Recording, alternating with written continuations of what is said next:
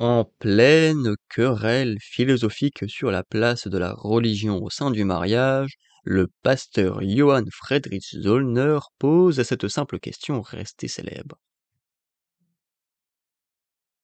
Qu'est-ce que les Lumières?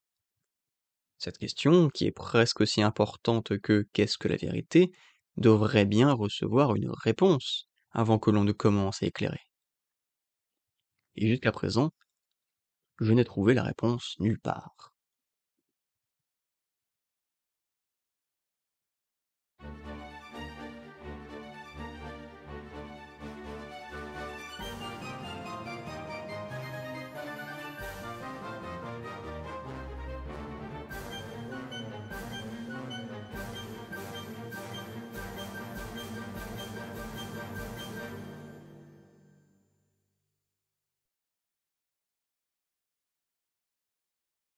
Aufklärung, la lumière, c'est la sortie de l'homme de sa minorité dont il est lui-même responsable. Minorité, c'est-à-dire incapacité de se servir de son entendement sans la direction d'autrui, minorité dont il est lui-même responsable, puisque la cause en réside non dans un défaut de l'entendement, mais dans un manque de décision et de courage de s'en servir sans la direction d'autrui. Sapere aude est le courage de te servir de ton propre entendement. Telle est la devise des Lumières.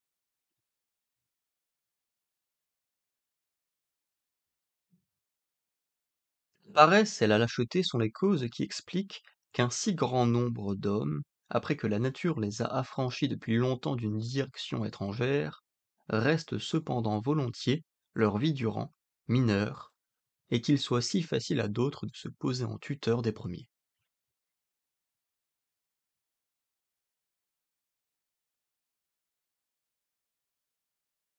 Il est si aisé d'être mineur. Si j'ai un livre qui me tient lieu d'entendement, un directeur qui me tient lieu de conscience, un médecin qui décide pour moi de mon régime, etc., je n'ai vraiment pas besoin de me donner de peine moi-même. Je n'ai pas besoin de penser, pourvu que je puisse payer. D'autres se chargeront bien de ce travail ennuyeux. Que la grande majorité des hommes, y compris le sexe faible tout entier, tiennent aussi pour très dangereux ce pas en avant vers leur majorité, outre que c'est une chose pénible, c'est ce à quoi s'emploient fort bien les tuteurs qui, très aimablement, ont pris sur eux d'exercer une haute direction sur l'humanité. Après avoir rendu bien sot leur bétail, et avoir soigneusement pris garde que ces paisibles créatures n'aient pas la permission d'oser faire le moindre pas hors de la voiture d'enfants où ils les tiennent enfermés, ils leur montrent le danger qui les menace si elles essayent de s'aventurer seules au dehors. Or, ce danger n'est vraiment pas si grand, car elles apprendraient bien enfin, après quelques chutes, à marcher. Mais un accident de cette sorte rend néanmoins timide, et la frayeur qui en résulte détourne ordinairement de l'envie d'en refaire l'essai. Il est donc difficile pour l'individu de s'arracher à la minorité, qui est presque devenue pour lui un état naturel. Il y a même pris goût, et il est pour le moment réellement incapable de se servir de son propre entendement parce qu'on ne l'a jamais laissé en faire l'essai. Institution et formule, ces instruments mécaniques d'un usage de la raison, ou plutôt d'un mauvais usage raisonnable des dons naturels, voilà les grelots que l'on a attachés aux pieds d'une minorité qui persiste. Quiconque même les rejetterait ne pourrait faire qu'un saut mal assuré par-dessus les fossés les plus étroits, parce qu'il n'est pas habitué à remuer ses jambes en liberté. Aussi sont-ils peu nombreux, ceux qui sont arrivés, par le propre travail de leur esprit, à s'arracher à la minorité et à pouvoir marcher d'un pas assuré. Mais qu'un public, s'éclaire lui-même, rentre davantage dans le domaine du possible. C'est même, pour peu qu'on lui en laisse la liberté, à peu près inévitable. Car on rencontrera toujours quelques hommes qui pensent par eux-mêmes, parmi les tuteurs patentés de la masse et qui, après avoir eux-mêmes secoué le joug de la minorité, répandront l'esprit d'une estimation raisonnable de sa valeur propre et de la vocation de chaque homme à penser par soi-même. Notons en particulier que le public, qui avait été mis auparavant par eux sous ce joug, les force ensuite lui-même à se placer dessous, une fois qu'il a été incité à l'insurrection par quelques-uns de ses tuteurs, incapables eux-mêmes d'accéder aux Lumières, tant il est préjudiciable d'inculquer des préjugés, parce qu'en fin de compte, ils se vengent eux-mêmes de ceux qui en furent les auteurs ou de leurs devanciers. Aussi, un public ne peut-il parvenir que lentement aux Lumières. Une révolution peut bien entraîner une chute du despotisme personnel et de l'oppression intéressée ou ambitieuse, mais jamais une vraie réforme de la méthode de pensée. Au contraire, de nouveaux préjugés surgiront qui serviront, aussi bien que les anciens, de lisière à la grande masse privée de pensée. Or, pour propager ces lumières, il n'est rien requis d'autre que la liberté. Et, à vrai dire, la liberté la plus inoffensive de tout ce qui peut porter ce nom, à savoir celle de faire un usage public de sa raison dans tous les domaines. Mais j'entends présentement crier de tous côtés. Ne raisonnez pas! L'officier dit. Ne raisonnez pas! Exécutez! Le percepteur. Ne raisonnez pas! Payez! Le prêtre. Ne raisonnez pas! Croyez! Il n'y a qu'un seul maître au monde qui dise raisonnez autant que vous voudrez et sur tout ce que vous voudrez, mais obéissez. Il y a partout l'imitation de la liberté. Mais quelle limitation est contraire aux Lumières? Laquelle ne l'est pas, et en revanche, lui est avantageuse? Je réponds. L'usage public de notre raison doit toujours être libre, et lui seul peut amener les Lumières parmi les hommes.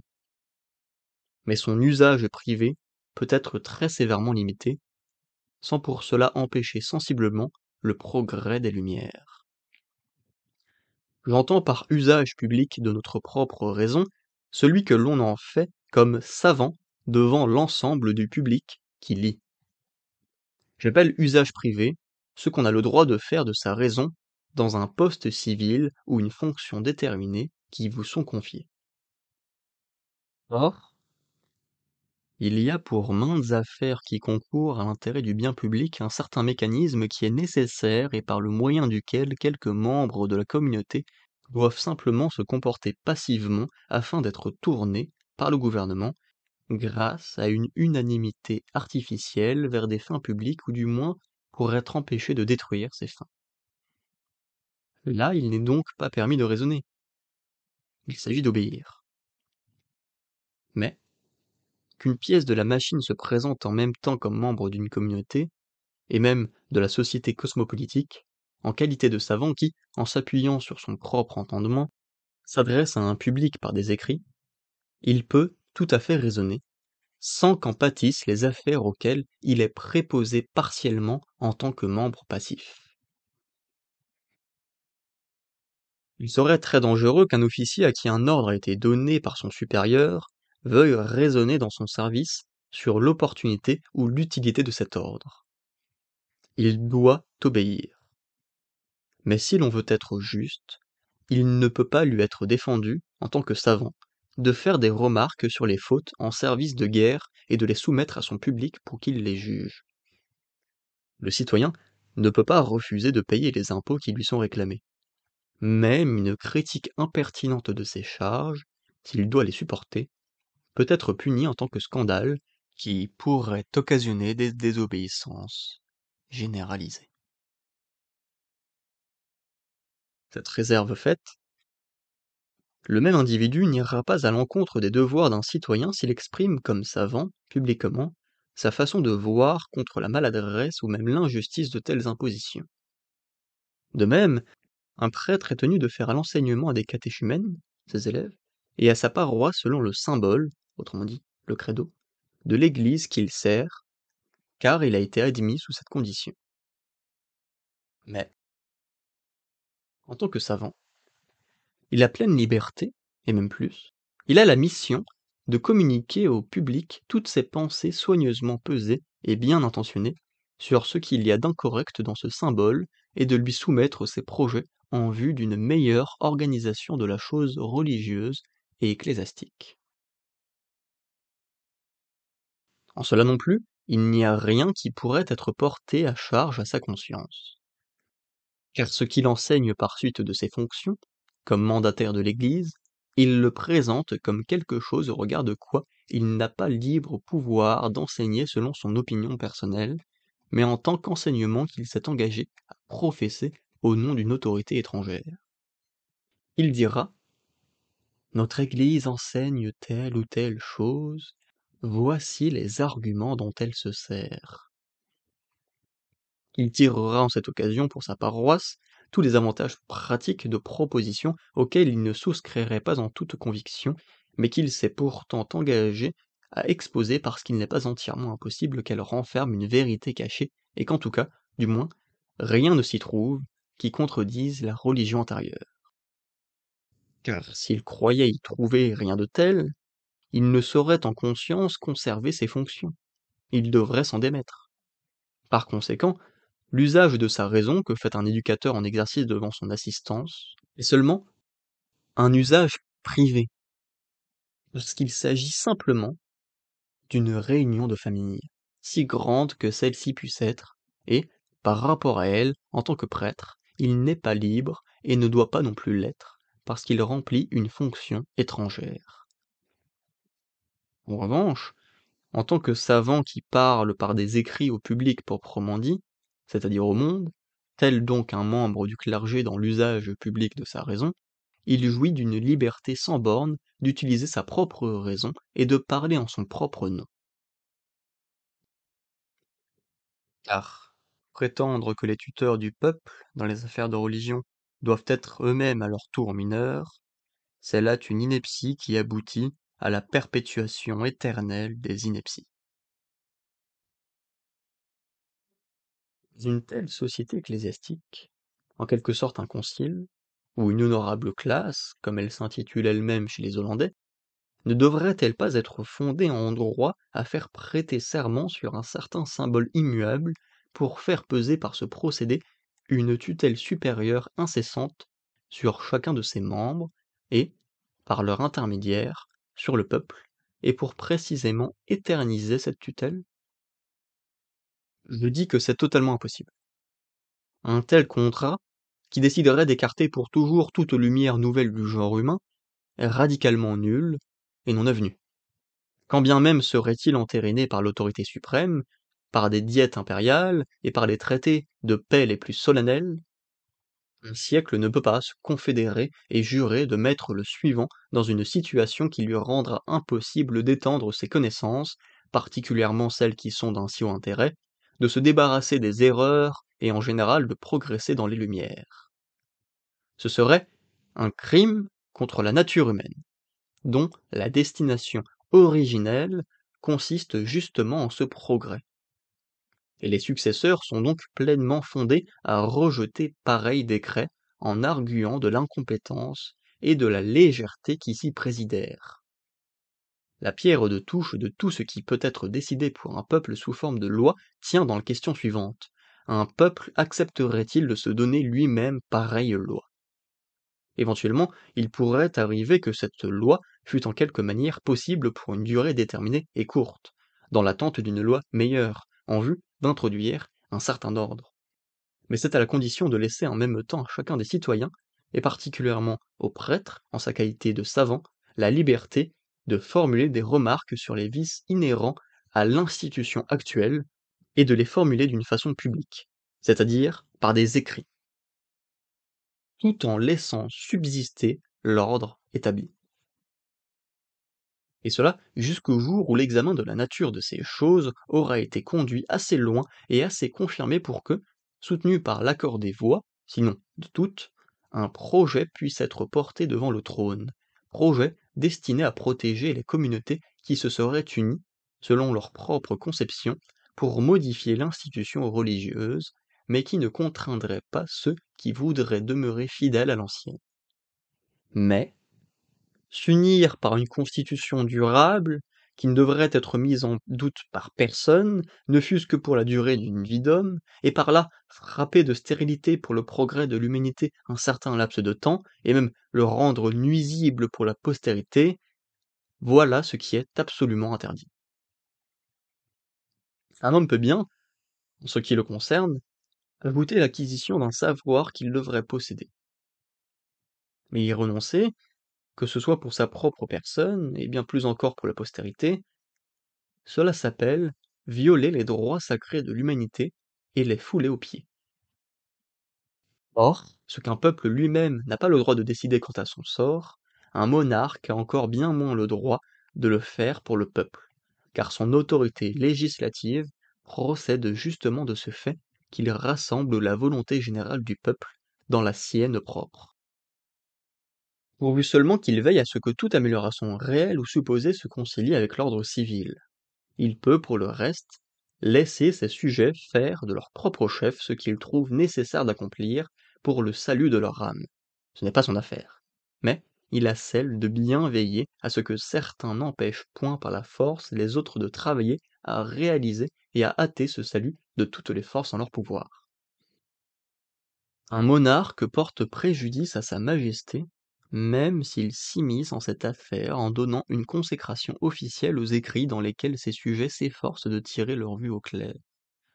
Soit qu'il le fasse sous sa propre et très haute autorité, ce en quoi il s'expose aux griffes Caesar non tupra grammaticos, César n'est pas au-dessus des grammairiens, ou, pis encore, s'il abaisse sa suprême puissance assez bas pour protéger dans son état le despotisme clérical et quelques tyrans contre le reste de ses sujets. Si donc maintenant on nous demande, vivons-nous actuellement dans un siècle éclairé? Voici la réponse. Non, mais bien dans un siècle en marche vers les Lumières. Il s'en faut encore de beaucoup, au point où en sont les choses, que les humains, considérés dans leur ensemble, soient déjà en état, ou puissent seulement y être mis, d'utiliser avec maîtrise et profit leur propre entendement, sans le secours d'autrui, dans les choses de la religion. Toutefois, qu'ils aient maintenant le champ libre pour s'y exercer librement et que les obstacles deviennent insensiblement moins nombreux, qui s'opposait à l'avènement d'une ère générale des Lumières et à une sortie de cet état de minorité dont les hommes sont eux-mêmes responsables, c'est ce dont nous avons des indices certains. De ce point de vue, ce siècle est le siècle des Lumières, ou siècle de Frédéric. Le prince, qui ne trouve pas indigne de lui dire qu'il tient pour un devoir de ne rien prescrire dans les affaires de religion aux hommes, mais de leur laisser en cela pleine liberté, qui, par conséquent, décline pour son compte l'épithète hautaine de tolérance, est lui-même éclairé, et il mérite d'être honoré par ses contemporains et la postérité reconnaissante, eu égard à ce que le premier il sortit le genre humain de la minorité, du moins dans un sens gouvernemental, et qu'il laissa chacun libre de se servir, en tout ce qui est affaire de conscience, de sa propre raison. Sous lui, des prêtres vénérables ont le droit, sans préjudice des devoirs professionnels, de proférer leurs jugements et leurs vues qui s'écartent du symbole officiel, en qualité d'érudits, et ils ont le droit de les soumettre librement et publiquement à l'examen du monde, à plus forte raison toute autre personne qui n'est limitée par aucun devoir professionnel. Cet esprit de liberté s'étend encore à l'extérieur, même là où il se heurte à des obstacles extérieurs de la part d'un gouvernement qui méconnaît son propre rôle. Cela sert au moins d'exemple à ce dernier pour comprendre qu'il n'y a pas à concevoir la moindre inquiétude pour la durée publique et l'unité de la chose commune dans une atmosphère de liberté. Les hommes se mettent d'eux-mêmes en peine peu à peu de sortir de la grossièreté, si seulement on ne s'évertue pas à les y maintenir. J'ai fait porter le point essentiel de l'avènement des Lumières, à savoir la sortie des hommes hors de l'état de minorité où ils sont retenus par leurs propres fautes, surtout sur les questions de religion, parce que, en ce qui concerne les arts et les sciences, nos maîtres n'ont aucun intérêt à jouer le rôle de tuteurs sur leur sujet. Par-dessus le marché, cette minorité dont j'ai traité est la plus préjudiciable, et en même temps la plus déshonorante de tous. La façon de penser d'un chef d'État qui favorise les Lumières va encore plus loin et reconnaît que, même du point de vue de sa législation, il n'y a pas de danger à permettre à ses sujets de faire un usage public de leurs propres raisons et de produire publiquement à la face du monde leurs idées touchant une élaboration meilleure de cette législation, même au travers d'une franche critique de celle qui a déjà été promulguée. Nous en avons un exemple illustre, par lequel aucun monarque n'a surpassé celui que nous honorons. Mais aussi, seul celui qui, éclairé par lui-même, ne redoute pas l'ombre, tout en ayant sous la main une armée nombreuse et bien disciplinée pour garantir la tranquillité publique, peut dire ce qu'un État libre ne peut oser. Raisonnez tant que vous voudrez, et sur les sujets qu'il vous plaira, mais obéissez. Ainsi les affaires humaines prennent ici un cours étrange et inattendu. De toute façon, si on considère celui-ci dans son ensemble, presque tout y est paradoxal. Un degré supérieur de liberté civile paraît avantageux à la liberté de l'esprit du peuple et lui impose néanmoins des limites infranchissables. Un degré moindre lui fournit l'occasion de s'étendre de tout son pouvoir. Une fois donc que la nature, sous cette rude écorce, a libéré un germe, sur lequel elle veille avec toute sa tendresse, c'est-à-dire cette inclination et cette disposition à la libre pensée, cette tendance alors agit graduellement à rebours sur les sentiments du peuple, ce par quoi le peuple augmente peu à peu son aptitude à se comporter en liberté, et pour finir, elle agit même en ce sens sur les fondements du gouvernement, lequel trouve profitable pour lui-même de traiter l'homme, qui est alors plus qu'une machine, selon la dignité qu'il mérite. Emmanuel Kant. Réponse à qu'est-ce que les Lumières?